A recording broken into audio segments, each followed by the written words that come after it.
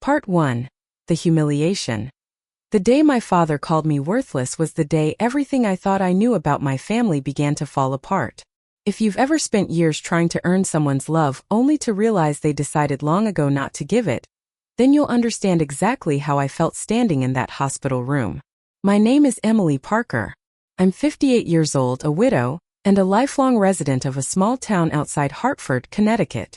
For most of my life, I believed that if I worked hard enough, cared enough, and stayed patient enough, my father might someday see me the way he saw my older brother.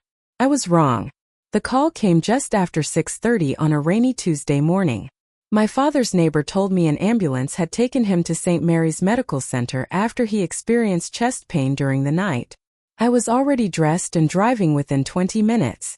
The windshield wipers pushed away sheets of rain as I made the 40-mile trip, my hands tight on the steering wheel. Despite everything between us, despite years of criticism and disappointment, he was still my father.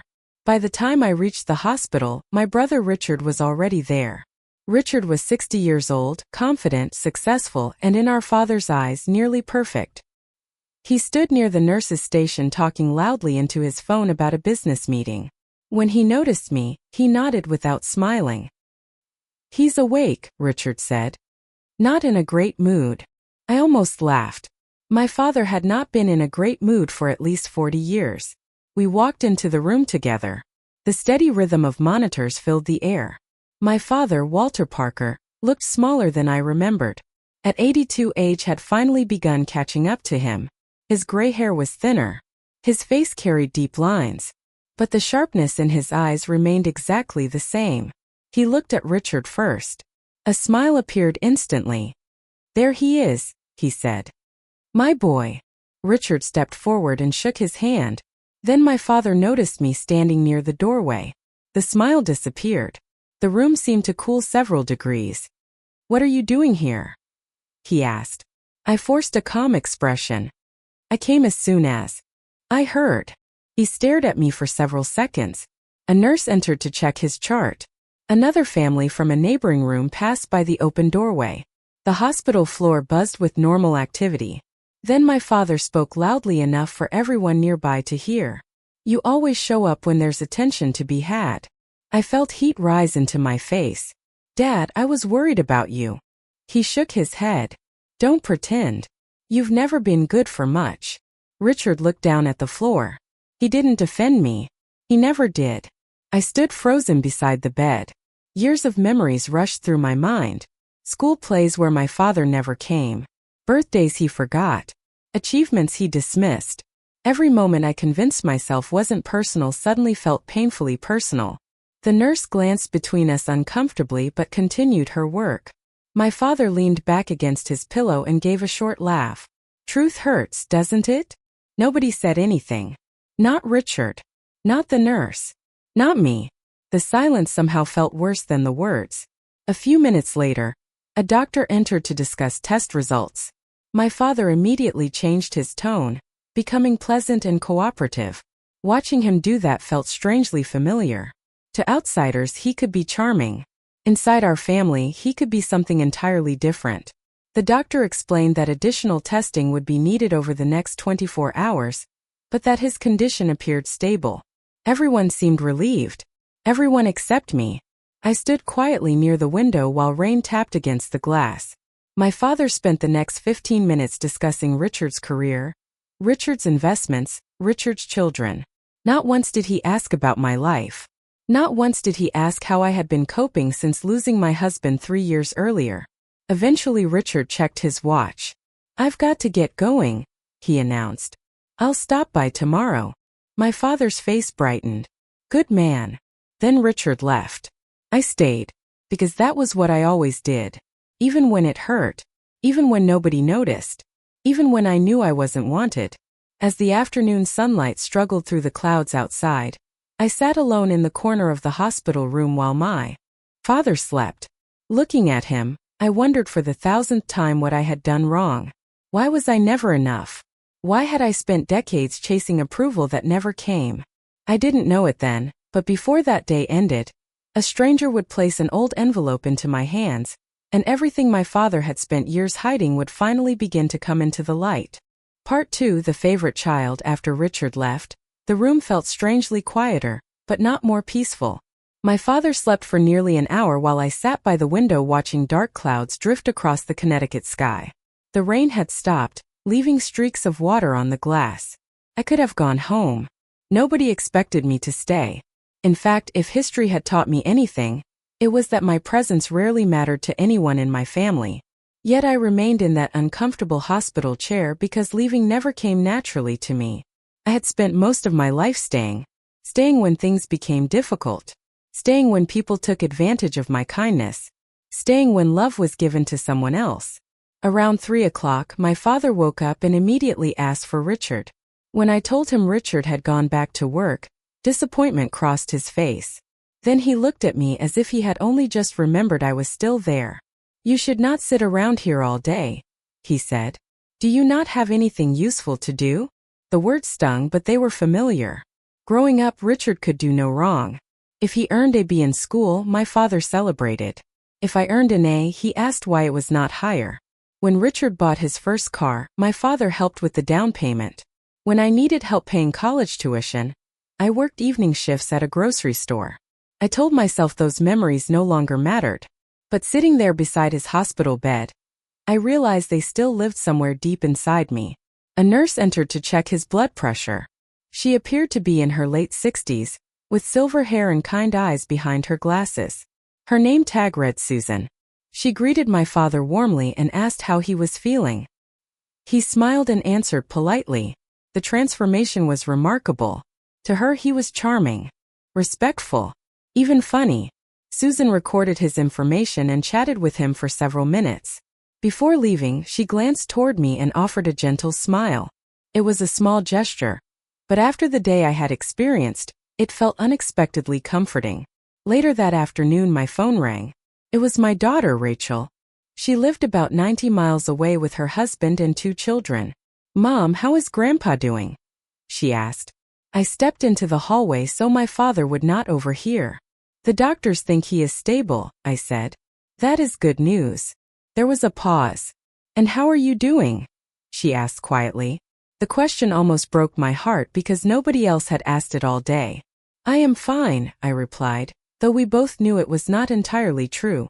After the call ended, I returned to the room and found my father staring at the television. Without looking at me, he said, "Richard understands responsibility.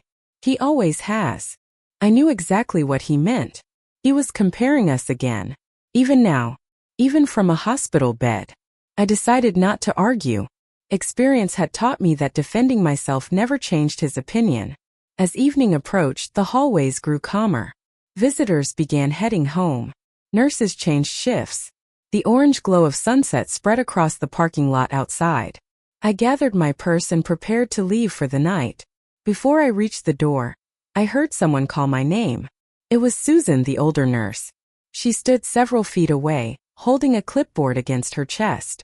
There was something unusual in her expression, something thoughtful, almost hesitant. "Emily," she said softly, "before you go, could you spare a minute?" I nodded. She glanced down the hallway to make sure nobody was listening. Then she lowered her voice. "There is something I think you should see."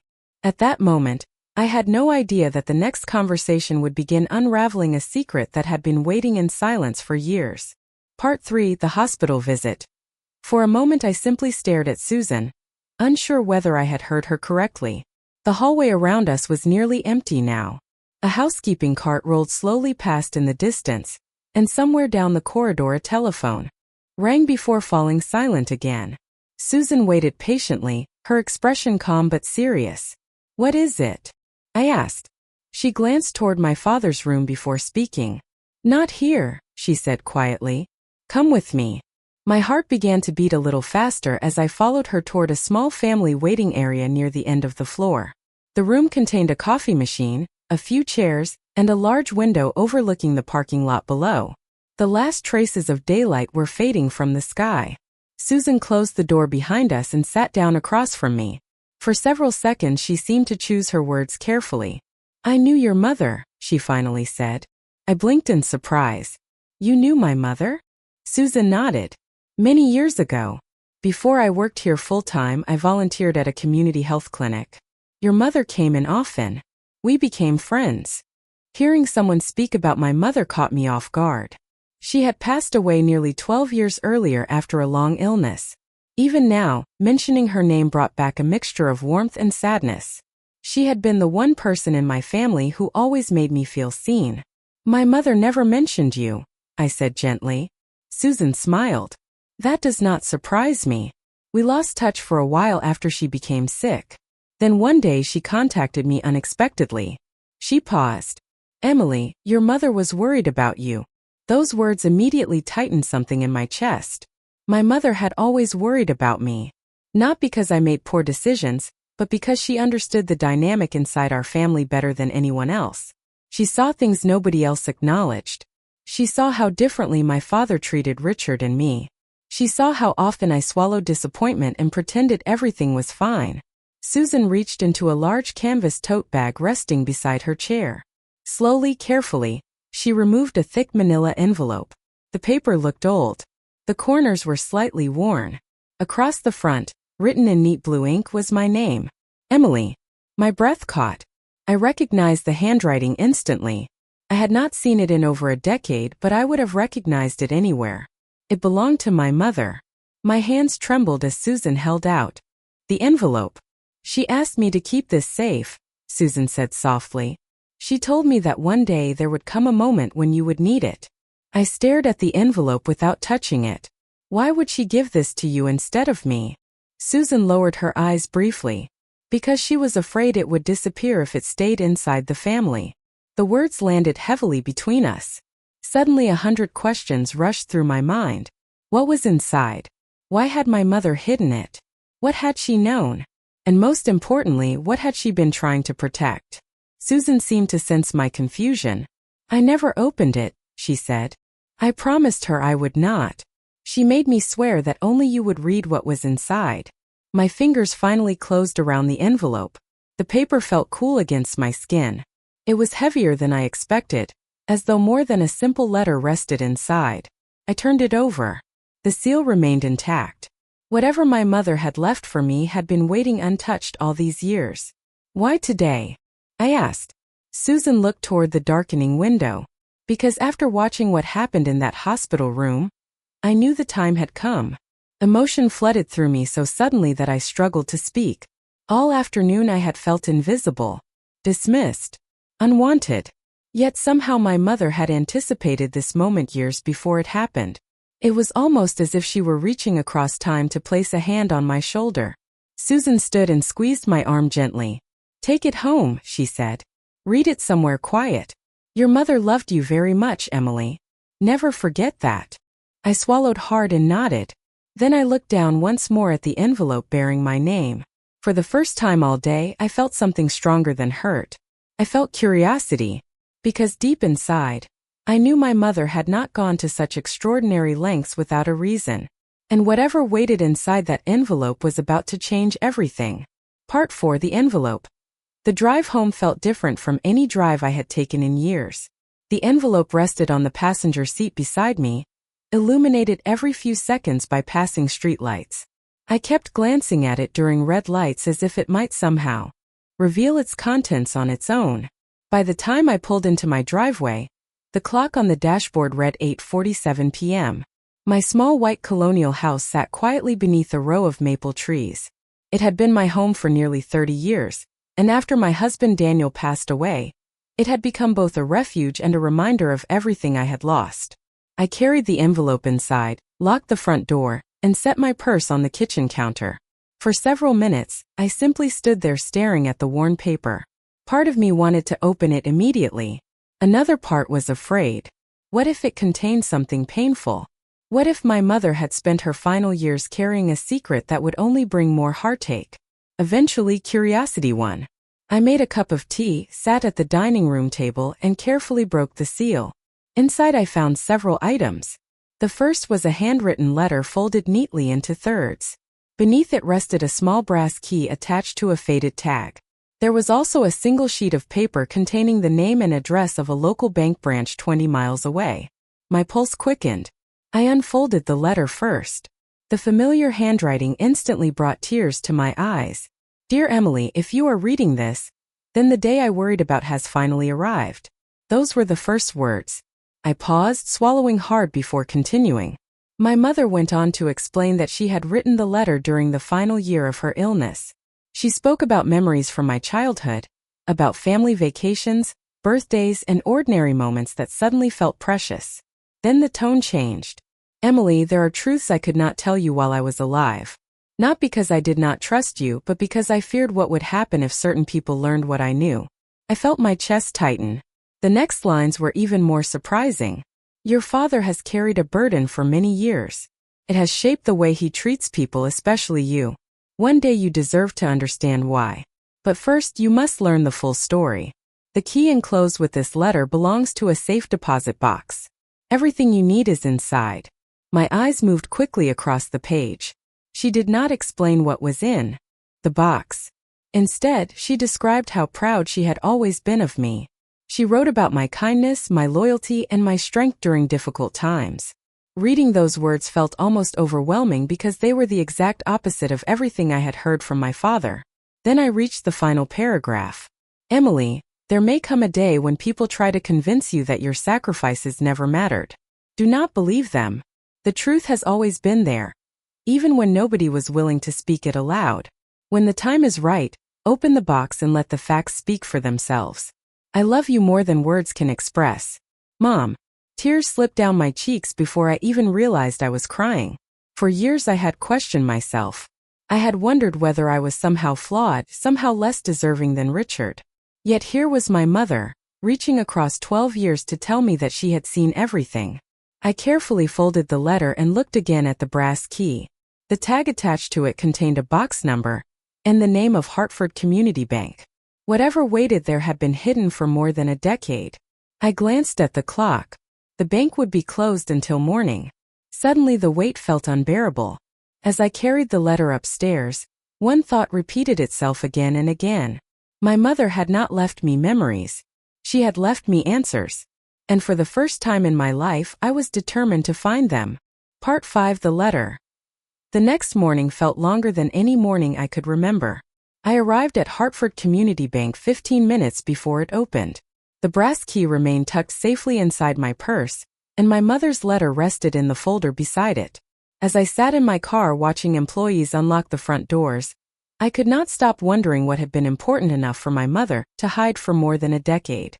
At exactly 9 o'clock, I walked inside. The bank manager, a professional woman named Karen, greeted me at her office after reviewing the information attached to the key. When she confirmed the safe deposit box was still active, surprise flashed across her face.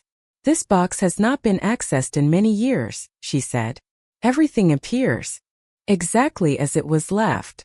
A few minutes later, she escorted me into the secure vault area. The room was cool and quiet. Rows of metal boxes lined the walls. Karen unlocked one compartment and slid out a long steel container before leaving me alone at a small table. For several seconds I simply stared at it. Then I lifted the lid. Inside were several thick folders, a leather-bound journal, and a sealed packet marked in my mother's handwriting. The packet immediately caught my attention. Across the front she had written 3 simple words. Read last. My heart beat faster. Whatever answers existed, my mother clearly wanted me to discover them in a specific order. I opened the first folder. It contained financial records dating back nearly 25 years. At first they seemed ordinary. Bank statements, tax documents, investment summaries. But as I examined them more closely, a pattern emerged. Again and again I saw deposits connected to accounts bearing my name. Confused, I continued reading. Then I discovered a document that made me sit upright. It showed that shortly after my grandmother passed away, she had left a substantial inheritance intended specifically for me. I stared at the number in disbelief. I had never known such an inheritance existed. According to the records, the funds had not disappeared. Instead, they had been transferred through a series of family accounts over several years. My hands began trembling. Why had nobody ever told me? I opened another folder. More records. More transfers. More signatures. Some belonged to my mother. Others belonged to my father. None of them belonged to me. The deeper I looked, the more confused I became. The money had not been spent on luxury vacations or expensive purchases.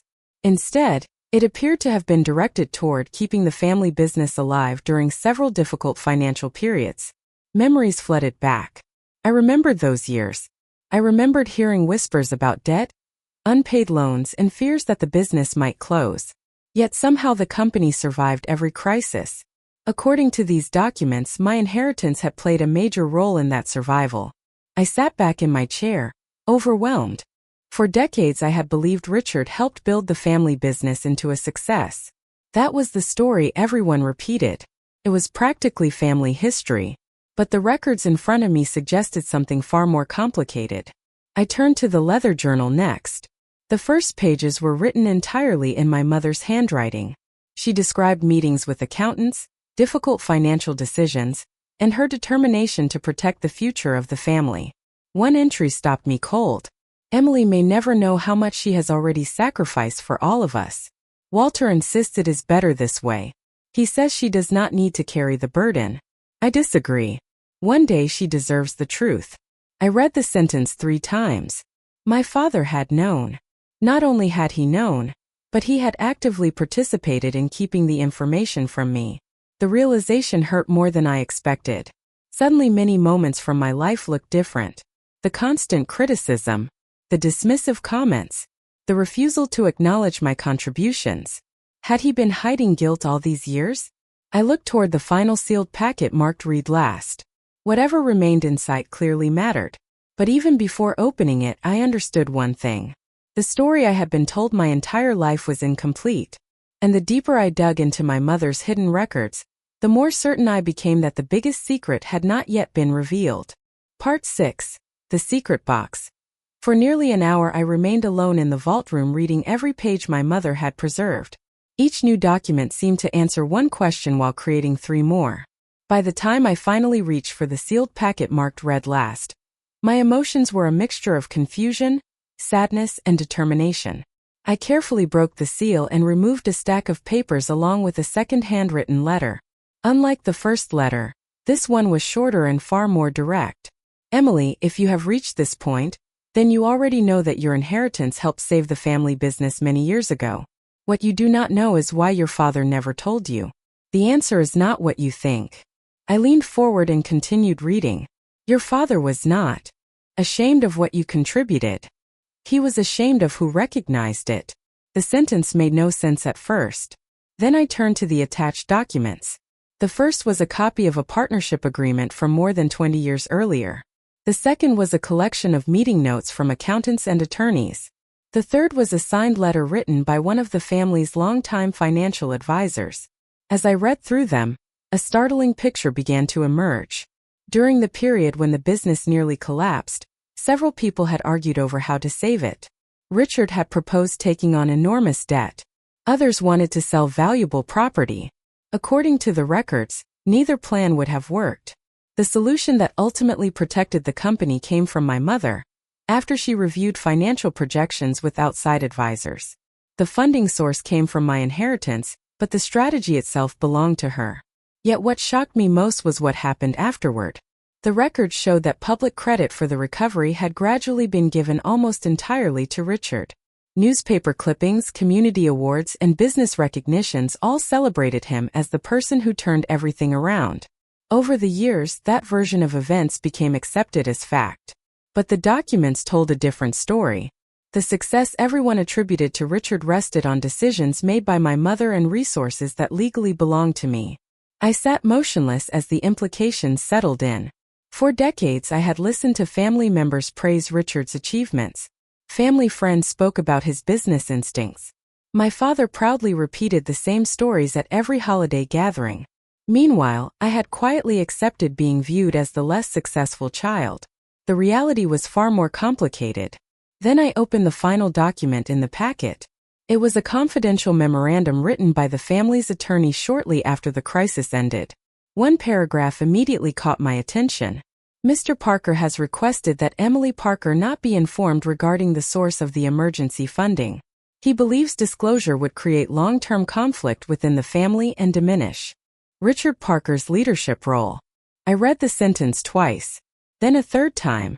My father had not simply remained silent. He had made a deliberate choice. He chose a version of the truth that elevated one child while erasing another. The realization hurt deeply, but something unexpected happened as I continued reading. Instead of anger, I began feeling clarity. For most of my life I had assumed there was something wrong with me. I thought perhaps I had failed to earn my father's respect. Yet these documents suggested a different explanation. Maybe the problem had never been my worth. Maybe the problem was that acknowledging my contributions would have forced my father to confront decisions he regretted. As I gathered the files and returned them to their folders, my phone vibrated. It was a message from Richard. Dad wants the family here tomorrow afternoon. Doctor says he may be discharged soon. Family meeting at the hospital. I stared at the screen for several seconds. For the first time, I was not intimidated by the idea of sitting in a room with my father and brother. Hidden inside my briefcase were facts, records, signatures, and decades of truth waiting to be seen. Whatever happened at that meeting, I knew one thing with absolute certainty. The story my family had told for years was about to face its first real challenge. Part 7. The Real Truth. The following afternoon I returned to St. Mary's Medical Center carrying a leather briefcase that suddenly felt much heavier than its actual weight. Inside were copies of every document I had discovered, along with both letters from my mother. As I rode the elevator to the 4th floor, I realized something had changed inside me. For years I had entered family gatherings hoping for acceptance. This time I entered with something far more valuable than approval. I entered with the truth. When I reached my father's room, Richard was already there. So was his wife Linda. A family friend named Charles sat near the window. My father looked stronger than he had 2 days earlier. Color had returned to his face, and according to the nurses, he would likely be discharged the next morning. The moment I walked in, Richard gave me a curious look. "You seem different," he said.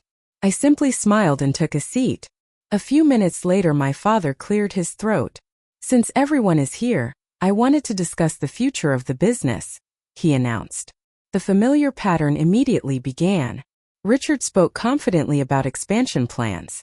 Charles praised Richard's leadership. My father nodded approvingly. Listening to them felt strangely surreal because I now knew details none of them realized I possessed. Eventually my father turned toward me. "You have been awfully quiet." The room grew still. In the past, that comment would have made me uncomfortable. This time it did not. "I have been doing some reading," I replied calmly. Richard chuckled lightly. "Reading what?" he asked. I opened my briefcase and placed several folders on the small hospital table. The sound of paper sliding across the surface immediately captured everyone's attention. My father's expression changed. Not dramatically, just enough for me to notice. "Where did you get those?" he asked. I met his eyes. "Mom left them for me." The room became completely silent. For the first time since I arrived, nobody had anything to say. My father's face lost color. Richard looked confused. "What documents?" he asked. I removed a copy of one financial report and laid it on top of the stack. The records connected to Grandma's inheritance. Richard frowned. "What inheritance?" That single question revealed how much had been hidden. Slowly and carefully, I explained what I had learned. I described the emergency funding that helped save the company years earlier. I described the transfers, the financial records, and the legal documents. Nobody interrupted. Nobody laughed. Nobody dismissed me. They simply listened. Charles picked up one of the reports and adjusted his glasses. The deeper he read, the more serious he became. Richard's confidence gradually disappeared. "That cannot be right," he finally said. "I spent years helping Dad rebuild everything." "I am not saying you did not help," I replied. "I am saying that is not the whole story." Then I handed him a copy of the attorney memorandum. He read silently for several moments. When he finished, his eyes moved toward our father. "Dad," he said quietly. My father stared at the hospital blanket covering his legs. He did not answer. For the first time in my life, I saw uncertainty in him. Not anger. Not criticism. Uncertainty. The kind that appears when facts leave little room for denial. Charles broke the silence. "Walter, these records appear legitimate." My father closed his eyes briefly. The room seemed to shrink around us. Years of assumptions, stories, and family mythology were beginning to crack. Yet even then I sensed the biggest revelation had not arrived. My mother's final notes suggested there was still more to understand. More importantly, I could see something changing in Richard. He no longer looked at me with casual dismissal. Instead, he looked confused, almost troubled. As the meeting continued, one truth became impossible to ignore. The version of history our family had repeated for decades was beginning to unravel. And for the first time, everyone in that room was being forced to confront what had really happened all those years ago. Part 8. The family meeting. Nobody spoke for what felt like an entire minute. The quiet inside the hospital room carried more weight than any argument ever could. Richard remained focused on the documents spread across the table, while Charles continued reviewing the financial records. Even Linda appeared stunned. For years, every conversation about the family business had followed the same script. Richard was the hero. My father was the visionary. Everyone else occupied the background. Now that script was falling apart page by page. Finally, Charles set down the last document and looked directly at my father. "Walter, why was this never disclosed?" he asked. My father stared toward the window.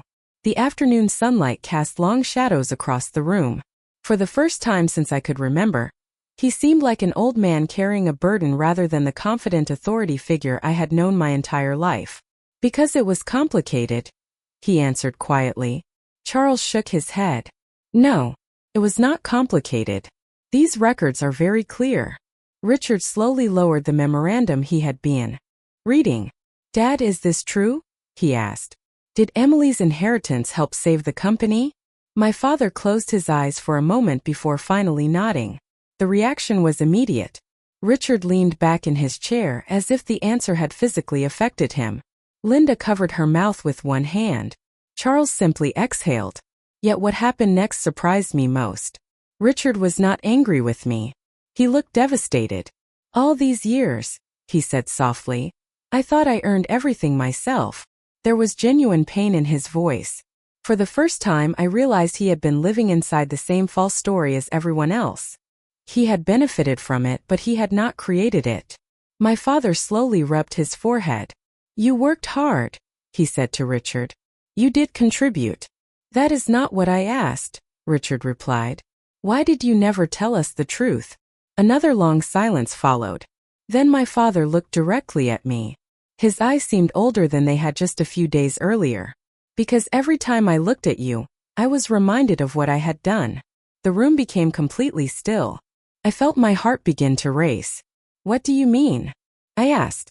He swallowed hard. "When the business was failing, I was terrified. Everything our family built was about to disappear. Your mother found a solution. The money legally belonged to you. I knew that. She knew that. But I convinced myself that saving the company would eventually benefit everyone." His voice grew quieter. "At first I intended to explain everything later. Then the business recovered. People began praising Richard. The story became easier to leave alone than to correct." He looked down at the blanket. "And the longer I waited, the harder it became to admit what happened." Charles nodded slowly. "So instead of telling the truth, you buried it." My father did not argue. He simply nodded again. Then he said something I never expected to hear. "The problem was not the money. The problem was guilt." Nobody interrupted. "Your mother wanted me to tell you the truth many times," he continued. "But every year that passed made me more ashamed. I convinced myself that silence was protecting the family." He looked toward me. Again. In reality, it was protecting me. Tears filled my eyes, but not because of the money. For the first time in my life, I was hearing honesty. Not excuses. Not criticism. Honesty.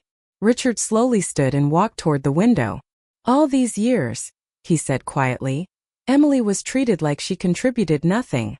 No one disagreed. Because everyone in the room knew it was true. The documents had revealed facts. My father's confession had revealed something even more important. The reason behind decades of unfair treatment. Yet as powerful as that moment was, I sensed one final chapter still remained. The truth was finally visible. The question now was what our family would do with it. Part 9: Karma and Peace. The room remained quiet long after my father finished speaking. Nobody seemed eager to fill the silence because there was nothing left to argue about. The facts were sitting on the table between us. The truth had finally arrived, and it demanded to be acknowledged. My father looked exhausted, not from his recent health scare but from carrying a secret for so many years. Richard slowly returned to his chair. The confidence that had always surrounded him seemed different now. Not broken, just humbled. He looked at me for several moments before speaking. "Emily, I do not know what to say." I gave a small shrug. "You do not have to say anything." But he shook his head. "Yes, I do." His voice was steady. "I spent years accepting credit for things I did not fully understand. Maybe I believed the story because it benefited me. Maybe I never asked enough questions. Either way, I am sorry." Hearing those words felt strangely emotional. Richard and I had never been especially close. We were not enemies, but we had lived in different worlds under the same family name. For the first time, it felt like we were standing on equal ground. Then my father looked directly at me. There was no anger in his expression, no criticism, only regret. "Emily," he said quietly, "I cannot change what I did. I waited. I cannot give you back the years you spent believing you were less important. I cannot undo the things I said. But I was wrong." Those 3 words hit harder than I expected. All my life I had imagined what it would feel like to hear them. Yet now that the moment had arrived, I realized something important. I no longer needed them the way I once did. The little girl who spent years chasing her father's approval needed those words. The woman sitting in that hospital room had already found something more valuable. She had found the truth. I opened my briefcase and removed my mother's first letter. The one she had written with such care. "Mom knew," I said softly. "She knew everything." My father nodded.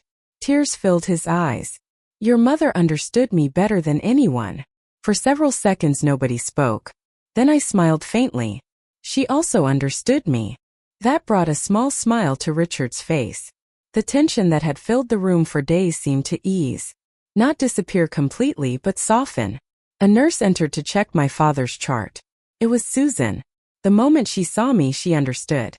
I could tell from her expression. She glanced at the folders on the table and then at my face. I gave her a small nod. Her eyes brightened with relief. She quietly finished her work and left without asking questions. Later that evening, after everyone else had gone home, I stood beside my father's bed preparing to leave. He looked older than ever but somehow more honest. "Emily," he said, "thank you for coming." It was such a simple sentence. Most families would consider it ordinary. For us it felt extraordinary. I leaned down and squeezed his hand gently. "Take care of yourself, Dad." As I walked out of the hospital, I carried my briefcase under one arm and my mother's